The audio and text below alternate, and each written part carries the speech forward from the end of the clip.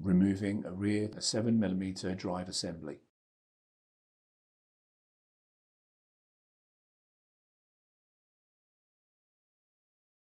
Remove the drives or drive fillers installed in the rear drive cage.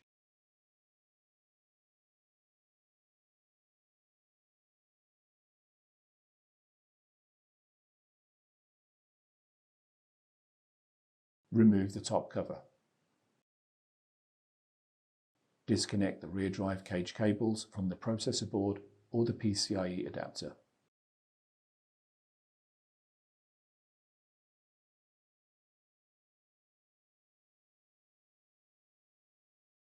Lift the rear drive cage out of the chassis.